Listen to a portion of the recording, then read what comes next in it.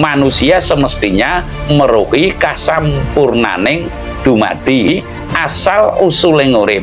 Lah ini terkolong tentunya manakala telah mengetahui yang demikian itu, kita sama juga telah meruhi dununging agesang ing telenging jiwa ragane. Nilai spiritual asli Nusantara itu adalah meruhi dununge agesang ing telenging jiwa ragane.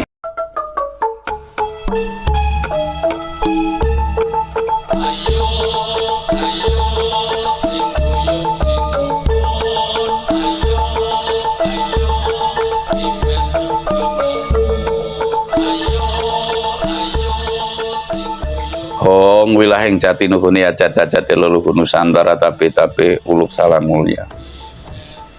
Laju perkembangan Nusantara ini yang menurut saya bertumbuh berawal dari sejarah Kutai Kartanegara sampai dengan Kutai Kartanegara, lalu Tarumanegara, Taruma menjadi Matarum atau Mataram, karenanya dibalik itu.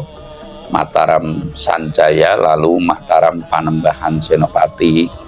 Lah menurut saya bercokolnya Mataram Sanjaya ini dengan ditemukannya berbagai prasasti ya, terutama prasasti batu tulis atau paku jati dan sebagainya, ini merupakan peradaban yang dimana bangsa ini sungguh sudah sangat kokoh dalam menegakkan atau berpegang teguh kepada jati diri. Yang saya maksud, bangsa ini telah mengetahui jati diri, bukan jati lawang, bukan jati-jatian begitu loh.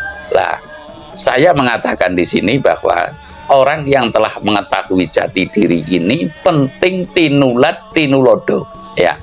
Orang yang telah mengetahui jati diri tentulah orang yang patut tinulat tinulodo atau orang yang bisa dijadikan kaca benggala, orang yang telah bisa dijadikan suri tolada.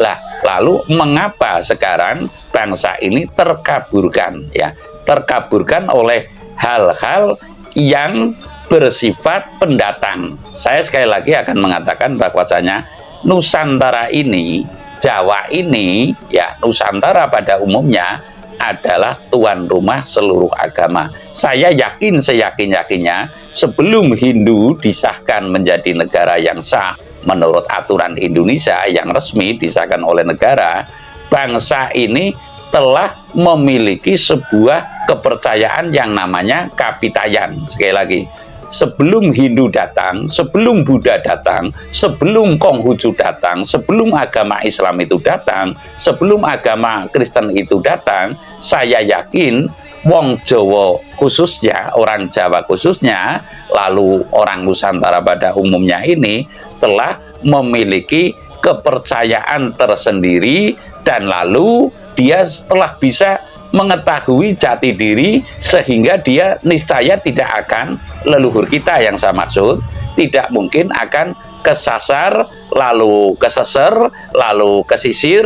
Karena apa? Di situ sudah mengenal jati diri sehingga bisa mengenal ulah rasa. Lah saya akan mengatakan di sini, seyogianya bangsa Nusantara ini, putra putri Praja Nusantara ini kembali kepada jati diri bangsa. Yang saya maksud putra putri Praja Nusantara ini seksama kembali kepada nilai spiritual Nusantara agar bisa mengetahui jati diri ya.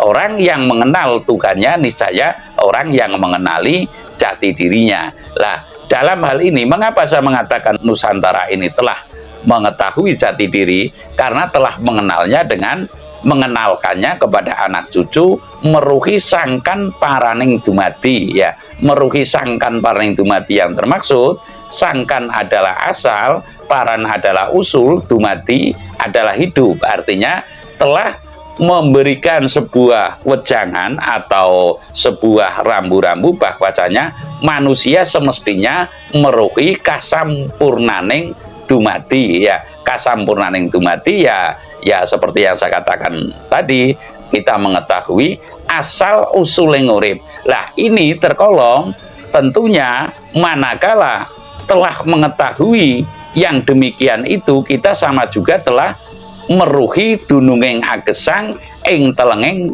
jiwa ragane. Lah ini yang dimaksud nilai spiritual asli Nusantara itu adalah meruhi dununge agesang ing telenging jiwa ragane. Sekali lagi saya mengatakan, yang dimaksud dengan nilai spiritual asli Nusantara adalah meruhi dununging agesang ing telenging jiwa ragane, dan lalu di situ niscaya akan menjadi ahli ulah rasa. Ulah rasa kembangannya adalah pangrasa, lalu rumangsa. Lah kalau sudah mampu mengetahui dununging agesang ing telenging jiwa ragane, adalah sama juga telah sampai kepada tata sing rasa kang nyata. Artinya bisa ngukur rasaning liyan kaya dene rasaning diri pribadi. Manakala kita dicubit, kita terasa sakit, ya kita jangan sampai mencubit. Lah ini tidaklah itu mungkin manakala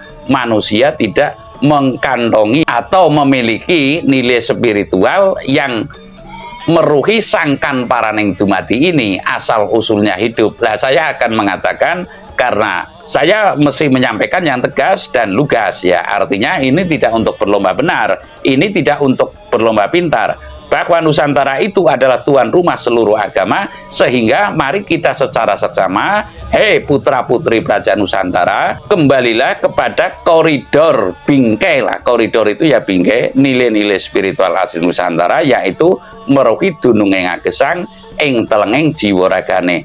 Dan lalu kita jangan sampai terlena dengan iming-iming sorga, dengan amang-amang neraka, dan omong-omongnya adalah sedekah. Lah sedekah itu ya memberi, ya baik apa kata mereka itu ya ada ya sedekah, ada mungkin apa infak, jariah dan sebagainya.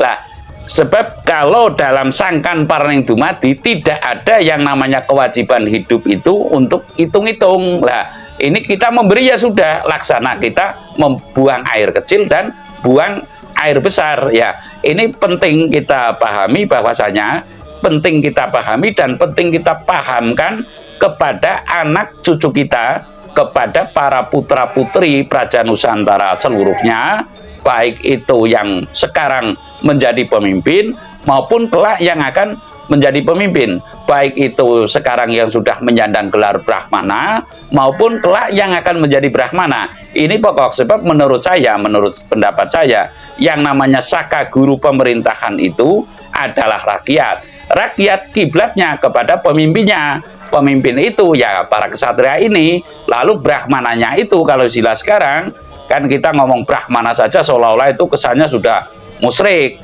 Brahmana itu yang bertapa, yang mundi-mundi setan, kalau sekarang kan seperti itu.